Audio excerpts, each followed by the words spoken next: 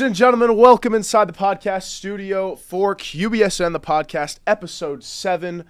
What a lineup we have here today. We got Eli, Spenny, TC, stacked lineup. We're talking ice hockey. We're talking cross-country four-peat. Shout out Spencer Decker.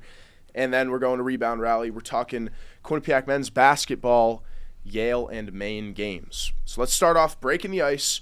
QU men's ice hockey versus BU, 6-2 dominant win. Goals by Marcellus, Chinekinair, Tivy, Veralt, Wittenbach, and Vidicek. Bobcats did not have a scoreless period. They went 3 in the first, 2 in the second, 1 in the third, and still undefeated against ranked opponents. But they lost to Merrimack and Yale. So what are your thoughts on the game? Thoughts on the inconsistency? Anyone could take I see that away. smile there from Spence. I'll let you go first. Yeah, on game day, I really felt like you were passionate. I was passionate about BU, but obviously their defense is a major problem right now, and that was probably the talking point going in is could BU's defense, even though Quinnipiac had a somewhat interesting offense going into it. You know, they had been scoring, but ultimately losing games to Yale and Merrimack, as you mentioned. But BU's defense is just not good right now. They are a very, very good program. Mm-hmm. Ultimately, they've been to the Frozen Four many, many times and won so many championships. But right now, this team is lost. And even though Rand in this press conference talked about how it's a very well-coached team, I'm not sure if I would agree with that right now because defensively, they are a mess. That's what I was just about to say. I think the biggest thing is, like, I think Quinnipiac had a great game on the ice, but I honestly think Rand Pecknell just outcoached Jay Pandolfo. Yeah. Like, you look at that BU squad, they have a bunch of first-round picks, and that's fantastic. But, like, if you don't have that system implemented and you don't have it implemented well, like, no team's going to be able to stop that Quinnipiac defense. That structure in the neutral zone, like, no one's getting through that. Yeah. And I think we saw that. They had one goal. One of their first goal was off of a bad bounce for Quinnipiac, and they went on a 2-on-1, and Cole Hudson's a top draft pick, and he made a filthy pass, and Marinov couldn't really do much. Yeah. But other than that, like, Quinnipiac shut them down. And I genuinely think it was just a battle of the coaches, and Rand's system took over. Yeah, and that's such a talented Boston University roster. I mean, 18 total NHL draft picks. Their whole lineup is almost full of draft picks. And Quinnipiac obviously is not known for their NHL competence in terms of what they bring to the pro level, but Rand is known with doing less with more, and he continues to do that. I mean, there's still a lot of talented players with Wittenbach, obviously, on the team, but I think I would agree that the coaching and the experience for Rand, not that Jay Pandolfo was a bad coach by any means, but I think it was certainly on display this weekend. Absolutely. You talk about an atmospheric win. I'm the men's basketball guy, so I'm not going into the numbers for hockey, but just being in the crowd, because that's where I was in the student section. I think to turn around from a couple of bad losses last week and you go out and beat BU, everyone's going to see that win in college hockey. So I think that's just a huge win for them. Huge win for the student section because they were all 4 sections were filled. It's a big win for the university more than it is just the hockey team.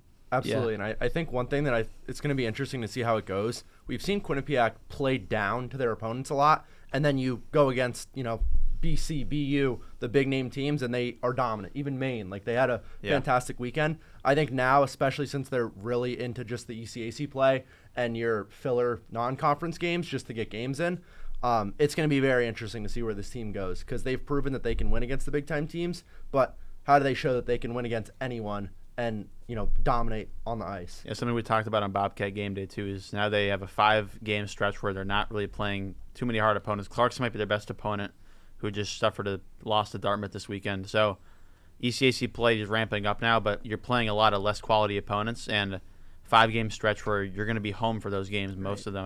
I think all of them. Yeah, 4 of the 5. They go Clarkson, St. Lawrence, Holy Cross, Stonehill, 4 in a row at home, and then their away game is RPI December 5th. Yeah, so, not too many good opponents, but they still have to find a way to be able to beat the less opponents because we just talked about how that's been a problem so far. So Thanksgiving break, you're not going to have that fan environment at M&T Bank Arena with all the students being home. Can they still find a way to feed out the momentum against the win against Boston University? I think here's a really good stretch for, like you said, these next 5 that they're going to emphasize beat these lesser teams, beat the teams that aren't BU and BC. I think Clarkson, St. Lawrence, these are ECAC opponents, don't get me wrong, but these are teams that they should beat. And if they clean up these 5, my confidence level is going to be extremely high in this team. Absolutely. And I think the other thing is they need to win, and they need to win in a dominant fashion. Right. It needs to be multiple goals. Exactly. You can't have a 3-2 win where, the last third period you're getting worked and Marinov just makes save after save. Like, I think they need to go in and they need to dominate these games. And I think that's going to be huge for them, especially to get to that holiday break, riding that high to go in to then come back after a break, because they open up conference play in January against Dartmouth and Harvard. Those are two of the higher up teams in the conference. You want to be on a high when you come back after the holiday break. Yeah, and USCHO now has them at 9. Mm-hmm. So BU drops all the way to 18 too. Yeah, big drop for them. Not looking That's good. A bad loss for BU. Yeah, it's a for terrible being loss honest. for BU. They're not below 500. So yeah, a very talented roster that has not found it out so far. Only one win against a ranked team this year for BU. That's tough. So, and I think it's important to know also that even against Yale and Brown, like, they did own the beginning 2 periods of those games, and then they just lost it. So it's less about, going in and dominating the team. I think it's more about, playing a full 3 periods. And even with that Alaska Fairbanks game too, that midweek game, absolutely. I mean, they outshot them. I think it was like 40-15 or something. But the third period, they looked stagnant. They were just standing around. It was just live to get the puck out and get off the ice. Like, you can't do that. You have to play to win. You can't play to just protect your lead in the third period. And I think they haven't done that at all this year. I think one thing about the Yale loss, that it was on a Friday, and you just mentioned the Alaska game that was on a Tuesday, and I was trying to say it to everyone, but I didn't really have a platform. I wasn't on any Q30 show. But I think playing that Tuesday game's underrated. You go 3 days midweek playing. Really, you skated Tuesday. Not a lot of teams do that, and they don't do that often. So I don't give them a pass to losing against Yale. But it's at Yale. You already played a game against Alaska in a shootout. You're playing more hockey. So that Yale loss is almost excusable to me. I don't know if you guys feel the same way. No, I get where you're coming from. And at the college schedule, you're not used to playing 5 games in 9 days. That's a pro level schedule. And these guys aren't used to that. They're used to, you have a Friday, Saturday game, Monday's your off day, and you're practicing up to Friday. So it definitely does throw things off. So I totally understand what you're saying. Also, you're, as a student, balancing between, you have classes on Monday, you're practicing, and then all of a sudden you have a random Tuesday game against your team you don't really know that well. So it's definitely weird for the schedule, but I think they should hopefully be able to find a way to take the momentum from BU and really take over the ECAC from now on. Another thing I want to touch on real quick, Matej Marinov looked really good against BU. That first goal, you can't blame him. That's just a gorgeous play. Yes. And there was the one that was a little lackluster that just sort of slipped by him. But other than that, he looked fantastic. He made the saves when he needed to make them, and I think that helped Quinnipiac a lot, and it really shut down BU's momentum. You saw that Iserman save? Yeah. Cross ice on the power play and just glove flashing out of nowhere. That got everyone going. He framed it. That got everyone going. That's what Quinnipiac needs from their goalie, and I think he showed that this weekend. And that's a big question for 2 really young goaltenders to see who could step up in that role. And I think Dylan's still a really good, talented goaltender right now, but if Matej's going to be the better goalie, then go ride the hot hand. Rand's going to ride the hot hand. That's exactly what they did the national championship year. You look at Yanni Peretz, he played every game. Yeah. Played every game. And they found themselves with the national championship at the end of the year. Yeah. Talking about championships, let's go to the cross-country four-peat, the MAC champs.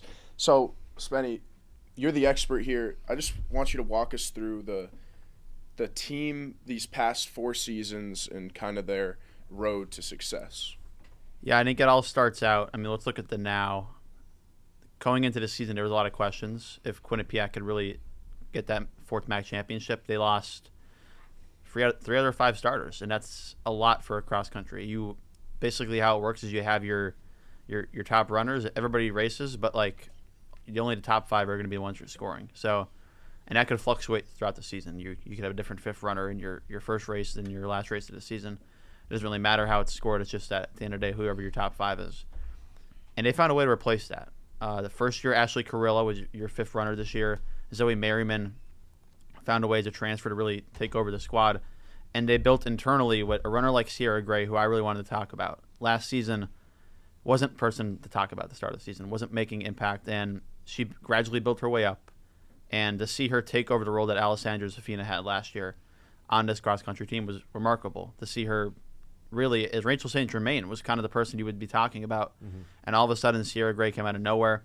She became the top runner on this team. And at the regional race, it was Rachel who took home the top race. But at the MAC, when it matters the most, really, for this team, obviously regionals matters a lot. And when Coach Martin, we talked to her after the MAC championship, her goal was to get the highest regional finish they've ever had. And Quite frankly, they just did that with an 8th place finish at regionals. And the question becomes now was the regional weaker this year? I mean, you look at the results, it's really not. And if anything, you could probably argue that it was a stronger region this year. And they, despite losing 3 out of their 5 starters, built internally. And yes, they're going to lose some of their top runners, but really big year for them. And I would not be surprised if they can go out and get a 5P coming up here soon. I mean, the whole 4P is a lot of talented people, and people that have been on this roster. You talked about it when they got their 4th MAC championship, to be a senior on this team, to build somebody like Rachel, who's been here the whole time, and see all the upperclassmen and build around her, and really take over this team. So it's been remarkable, and they're going to lose some of those people that have 4P'd on this team, but it's going to be a big way for her to build internally. We saw Coach Martin do it in the offseason to bring in a first year who's making an immediate impact, and Zoe Merriman, who somebody would have not realized that was going to transfer into this team, especially with cross country. Not usually a sport where you get a lot of transfers. It's kind of the way you build internally with your commitments. So it was remarkable. And a 5P is going to be tough because the Iona Gales are up and coming, and on the men's side they won 35 straight MAC championships. I don't know. I don't know how they're doing that. It's actually insane. But maybe the NCAA's got to step in there and maybe relocate them because take them out of the MAC.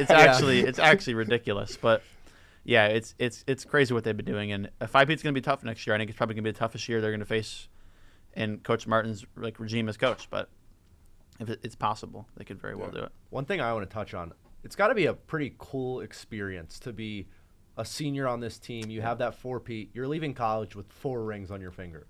Like that's crazy, that impact that they've made on this program. And obviously, like, me and TC, we don't know cross country all that in depth, but like just looking at it from an outsider perspective of someone who's seen this team, continue to do great things, it's got to be a really cool feeling for that team and something that they're going to remember forever. Yeah, and university-wide, anytime a team wins a championship, that's just so great. You just get to add that to all your accolades, and 4 in a row is special. The 5th one will be even greater because Iona might compete with them. I don't know enough about cross-country to make a real prediction, but I think Quinnipiac has to be the favorite for next year, and even if they don't win it, the year after that, like just having a perennial contender in a sport like cross-country is really special for the university. And to touch on Iona, they were the talk of the conference, and and you look at the overall MAC perspective, I think Iona is the first team for a person that doesn't follow the MAC as well, Iona is probably the first team they come up with, but for the longest time, it was Iona that was taking over, just not from a cross-country perspective.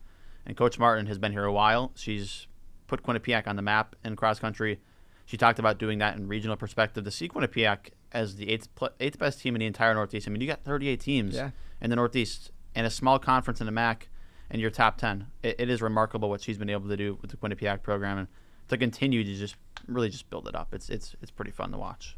Yeah, and it's also like they're not going 1, 2, 3, 4, 5 either. No. It's 3rd place, 4th place, 7th, 9th, and then 13th. That was this year's MAC championship, the way they finished. And it's just consistency. Like, you don't have to be the best runner out there. You just have to have the best 5. Mm-hmm. And they've shown up clearly year in and year out. Yeah, and Fairfield also has the top runner who just broke the record back-to-back seasons. And she's only a sophomore, but again, it's about building the complete roster, and Fairfield doesn't have that. They have the top runner in the conference, but that's the best part about cross country is that you really need a team. And through my first years as a high school runner, we won districts, and when those seniors graduated, that obviously they went on to D1 colleges, which was pretty remarkable to watch.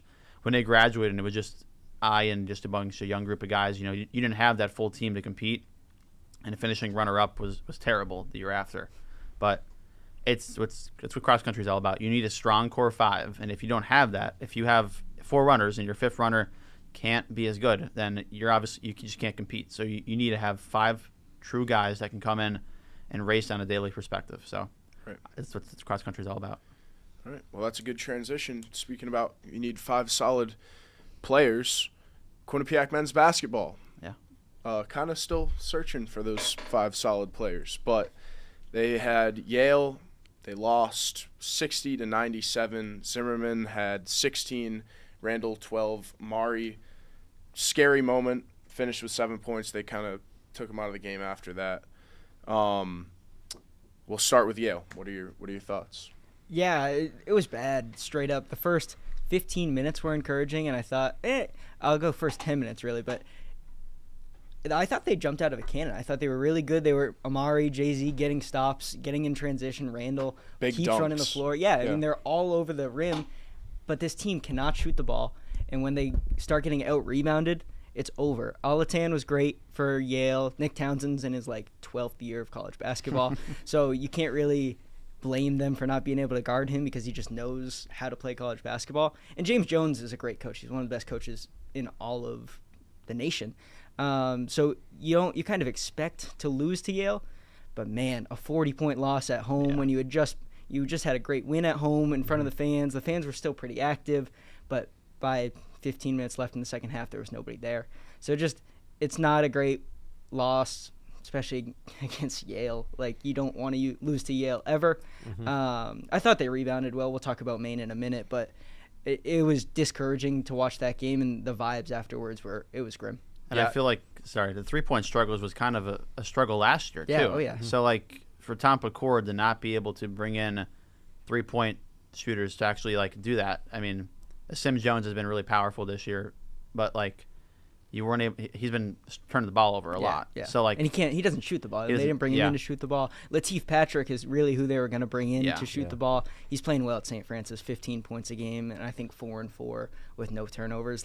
It hurts to see a guy that they had for so long, even till after the season. And I think I don't know the exact timeline, but Amari announced he came back, and that's when Lateef left. And it would have been great to have him because he played a couple years in JUCO, and now he's doing it at the D1 level. To pivot to a Sim Jones, who I've been a little vocal about, he hasn't been great this season, but the transition from, again, he's a guy that played JUCO, then went to FIU, which is a lower conference than the MAC. This is a competitive conference, and they've played St. John's and Yale. So those are two teams that, they're so much further above the competition that a Sim Jones has seen in his first couple of years of college basketball. So I'm going to give him a little bit of grace. I don't know where exactly I started with that. I started with Lateef and the three-point shooting. The fact that they can't find a three-point shooter is worrying to me. I think the other biggest thing is they just don't have the depth right now. They're relying so much on Jay-Z and Amari, and the better teams are going to be able to find a way to shut those two down. And then Quinnipiac doesn't really know where to go from there. And Grant has stepped up, and Grant Randall has looked really good. And Keith McKnight has his moments, but he's a first year. You can't have your first year be the guy who you need those points from. Eventually down the road, maybe he's the guy to go to. I think he'll be ready by win or break. Absolutely. But right out of the gate, it's almost embarrassing to have to rely on a first year. You look at the points here against Yale. Yale had 5 guys with 10+. Quinnipiac had 3. Yeah. And then it drops to 7 with Amari. Yeah. And he missed half the game with an injury. So then your next person, you have Samson Riley with 5. You need some more depth, and I think Samson. They got to get him going. I think he can shoot it. He can shoot it when he's shooting. He just looks. Samson's really great, and he's a captain this season. I think he's gonna get that playing time. But I keep wanting to go to Maine. We'll go to Maine in a minute. He's small defensively. So how do you hide him, especially against bigger ones? But he shoots the ball really well, so you need him on the floor. Especially if a Sim's not playing very well. And that's something we knew coming in at East Catholic, that he's a shooter, and that was a state championship level team that he played on. He's the Gatorade Player of the Year in Connecticut. He could play, and he's playing Division-I basketball at Quinnipiac. We know he could play. So defensively, it's probably the problem right now. But would you say defense is the main problem? No, and I think you can.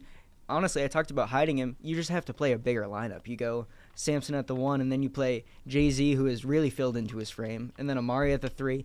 You can go Randall or McKnight at the 4. Those two guys both have big size for the MAC, and Spence is almost 7 feet tall, and they're kind of refining him. He was 4 for 4 in their game Sunday from the field.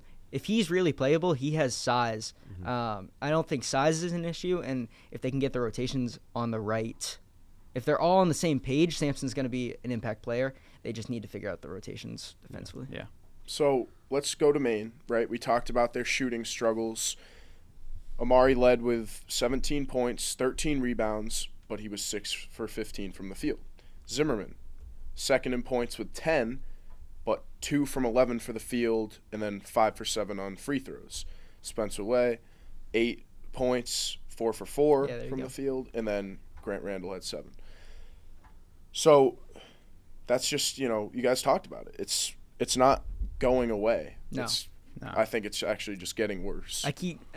All last season I kept trying to say like it's gonna get better, and then it never did, and that's why they lost to Iona. And my first note from this game is they shot 37% from the field, 3 of 18 from 3. That's 17%. You're not going to win a lot of college basketball games. You beat Maine because it's basically a brand new roster, and they also don't shoot it that well. You also out-rebounded them 47-32, which is encouraging as to what we saw the first 3 games. You go to Sampson. You hope Jay-Z starts to get hot from 3. You're going to need 2 or 3 threes out of Amari every game if this team's going anywhere. I will give him a little bit of grace. I've shot at the pit in Orono where they were playing, and that's a difficult place to shoot just because if you saw the game, the court is like lower than everything else and the stands are above, and it's just difficult to shoot there. So 3 of 18, whatever. When they come and they play the Community College of New York on Wednesday, they have to shoot. I want 10 threes. I want 15 threes in that game. I want Sampson to get some minutes. Yeah. Oh, yeah. And that's a game he's going to definitely be able to play. I was going to say, I think that's one of those games you start Amari, and after 20 minutes, you take him. Yeah. There's no point. I can't believe Amari played Sunday after what we saw against Yale. I mean, in my opinion, I get it. He's your star player. You want him to be the guy who's the face of your team. But what's the point of playing him in these non-conference games? They needed him. I get they wanted need him to win. It's true. Yeah, he played 40 minutes. Yeah, no, right. I mean, I understand it, but it's just like you're in your non-conference slate. Like, yes, those games matter, but like realistically, this team isn't making the NCAA tournament unless they unless they win the MAC. So, you're not getting anything out of it if you beat a team like Maine because Amari's in the game. Yeah. If you lose, that's great. Have him ready for the MAC championships. Yeah. I can't believe they played him. And I don't know how much he'll play against on Wednesday. I will say a lot of that is probably the player too. Yeah, absolutely. Amari wants to be out there. Amari really, he's a competitor. He wants to be out there. You saw him behind the bench on Thursday against Yale. He was in pain, but he was also in pain the fact that he wasn't on the court. Like, the fact that he came back to the bench was something. I mean, the guy was on the ground for 5 minutes and he's back on the bench because he wants to be there. Yeah. So it's really hard to take the player away from the game. Right. And if he wants to, I mean, 40 minutes might be a little too much after what we saw. Yeah. Maybe you could have played him for 25 and got some more action from some guys like Nate or Keith. But yeah, he's a player. He's a competitor. You talk about the point guards too. We've gone to Sampson so much, but Ty Turnage was a plus 15. Yeah, absolutely. I thought he was going to redshirt this season. Yeah. I don't know anything about anything clearly, but he was a plus 15. He had a 3, which was great to see because it was one of their 3. I mean, he had 33% of their threes. Samson too. Yeah, right. But Ty slowed down their pace of game. When he got in the game, it felt like everyone took a deep breath. Every time he touched the ball, it felt like he knew where he was going to go next, and he maybe got sped up on defense because he's just so small. Yeah. But he really impressed me offensively. Yeah. And let's talk about Asim Jones for a second.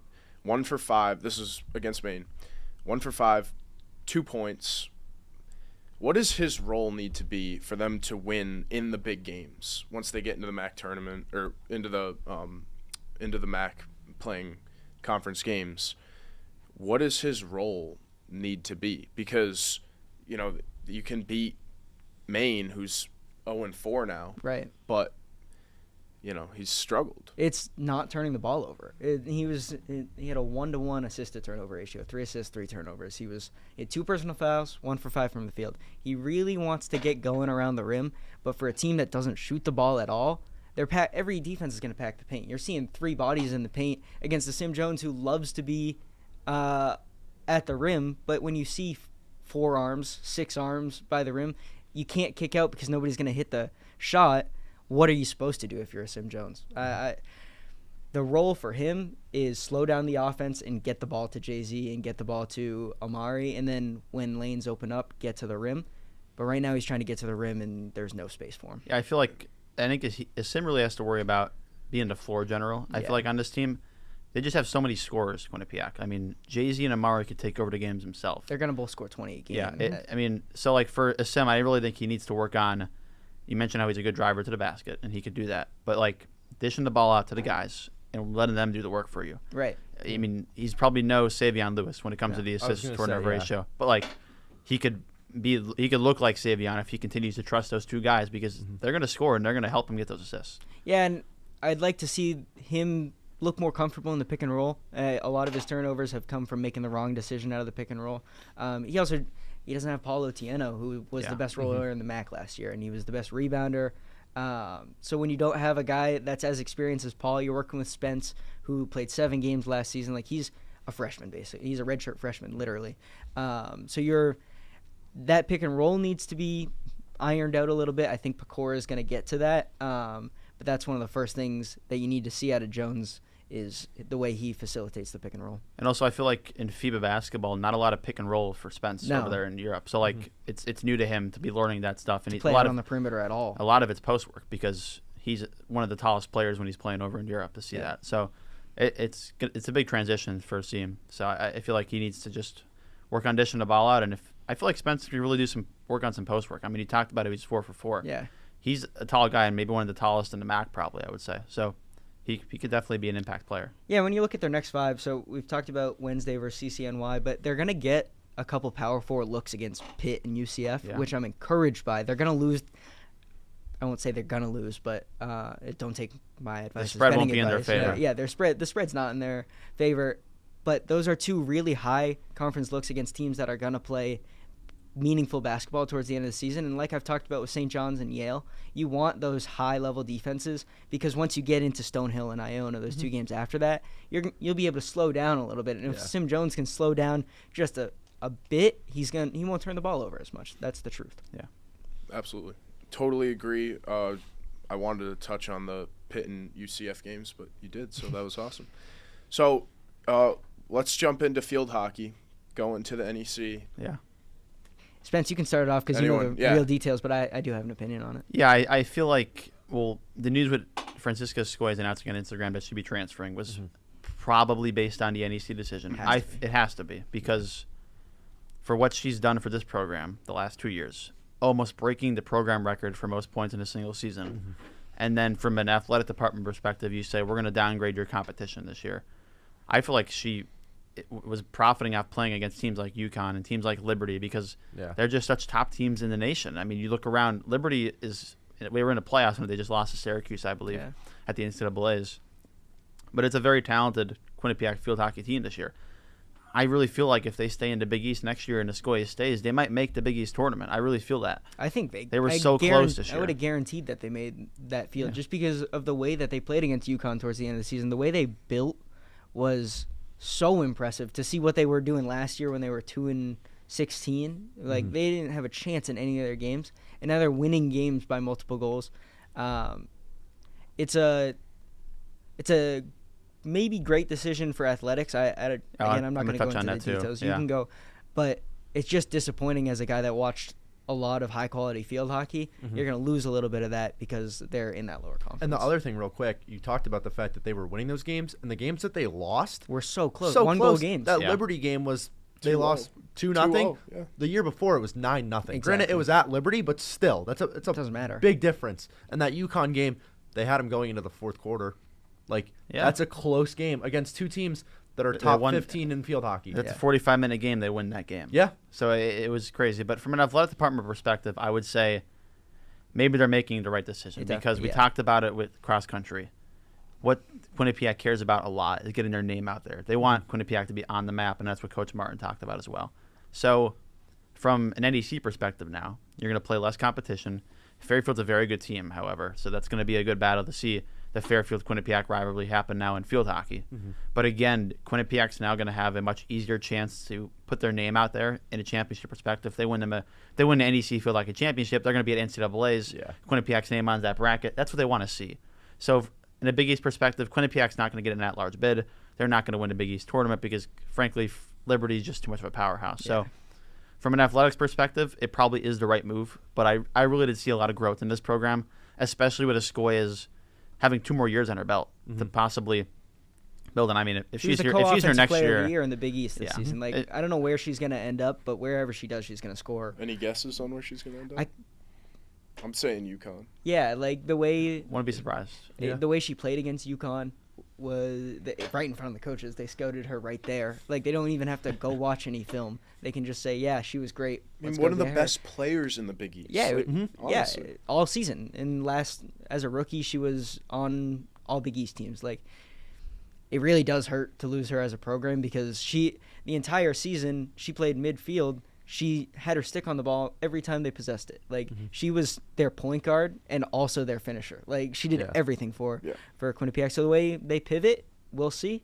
But it is disappointing. And I, like, building off of what you said, I think when you're a mid-major school like Quinnipiac, obviously the hockey, you're expected to be at the top. Yeah. Basketball, you're expected to compete for a MAC to get to the NCAA tournament. But when you look at the rest of the mid-major sports, like, it's okay to be able to take that step back and say, we're going to be someone who wants to compete in a mid-major league and get our name on an NCAA tournament bracket.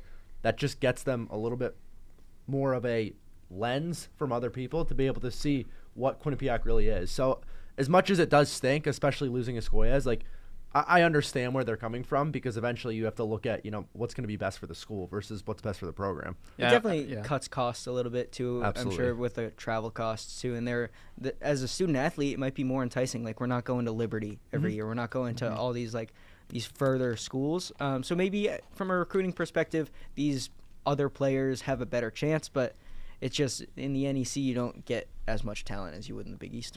I just feel like it's disappointing because back in 2015 when the MAC was no longer going to be field hockey, Quinnipiac made that big jump to the Big East.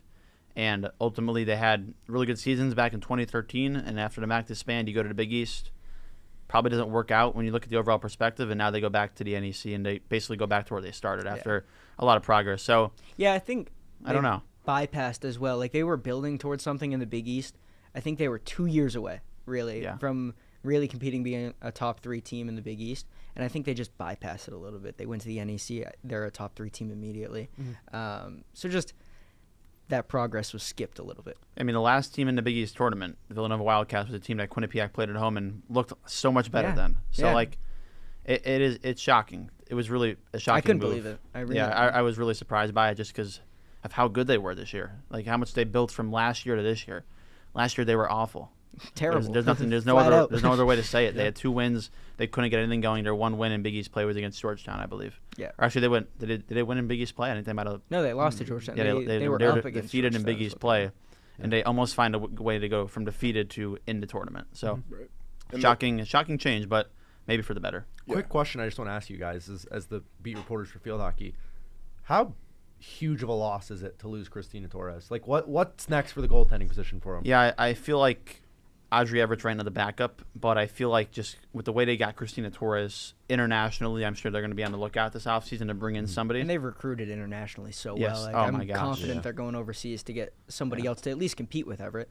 And it's the entire coaching staff. It's not just Nina Klein as well. It's everybody in a big part of that. So I would expect them to bring in a first year. Will that first year start, though, is the question. Audrey Everett has not got a lot of playing time. But she spent a lot of time in the program. They definitely have to be confident about her. And in the limited PT, I thought she looked good. Also, the defense, when they return Katie Shanahan next year, I don't think it really matters who you have in net as much as if they didn't have Katie Shanahan or Eula Hufa, who played really well down the stretch. I mean, defensively, one of the greatest seasons in the field hockey history for this team. Christina Torres was just a couple decimals shy of being the highest goals against average in program history, and it also speaks testament to the entire defense and not just her, but she was a big part of it in her senior season. Yeah, and I think for Audrey Everett, it has to help when you're having your mentor is Christina Torres, who is a top goaltender and knows, yes, she knows how to make the saves, but she also knows how to go about the game. And I think that's going to also be something that's going to be very helpful for her. Her name's going to be in pen in the record book for a long time now. So absolutely. Yeah, and they were just for the field hockey team, like you talked about what a great year they had. Speaking about Torres and that defense, they were ranked nationally 1 for the corner defense. Yeah, DPC. Yes. Right. I was going to mention that. Their penalty corner defense at the start of the season was remarkable. I mean, we couldn't believe what we were seeing as beat reporters. Just like they wouldn't be getting shots off on penalty like it was corners. Automatic. Mo they Quayle were not just scoring. flying Mo out. Quayle every time. It was her, Hufa, Shanahan, and Escoyas, and that's 2 returners because you're going to lose Quayle. She graduates, and then Escoyas, but 50% isn't bad to return from one of the best DPCs in the country. Yeah. So, Spenny, you want to talk a little bit about a new softball coach? Do you want to touch on that a little bit? Yeah, so I'm going to pull up the news right here in a second, but softball just hired a new assistant coach not too long ago, and kind of a guy who has experience at the major league level. He was an assistant for the Arizona Diamondbacks, not the actual Diamondbacks, but part of their organization in the lower A kind of deal for the 2022-23. former collegiate baseball player. Really surprised by this. I think we knew from the staff directory just looking around that there's going to be a new softball coach this year. But to bring in a guy who has collegiate baseball experience, who's coached in the minor leagues before, is kind of a big move. I was really surprised. Usually when you lose an assistant like that, you kind of baseball hired Robbie Hitt, who was a former Quinnipiac baseball player here, small coaching experience at a D3 college.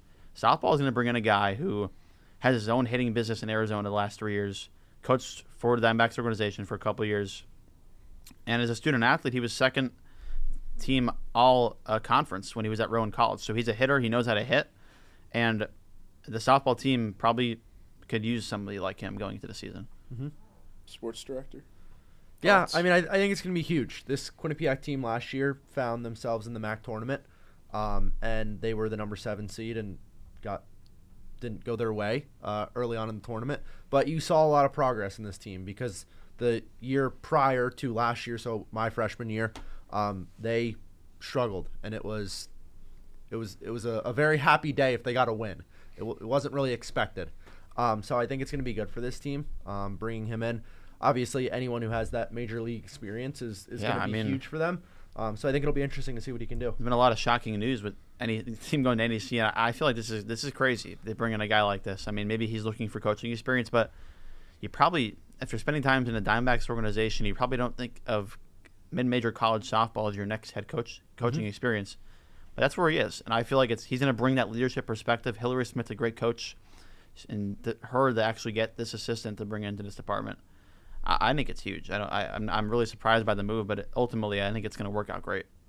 Yeah. And what about from the coach himself, his perspective, like you talked about, being part of the Diamondbacks, having your own hitting business, and now you're at Quinnipiac University as an assistant coach at softball. It's really I don't get it. It's really interesting. It's great for the university and the program. I don't get it from his point of view though. Yeah, I see what you mean. It's really interesting. Well, I mean, he's only served the D-backs for a couple of years, and I think he just wants to get back to coaching. I think he was only with the D-backs for the 2022-23 season, and now he's running his own hitting business in Arizona, which hopefully he could still run that while he's up here with colleagues back at home.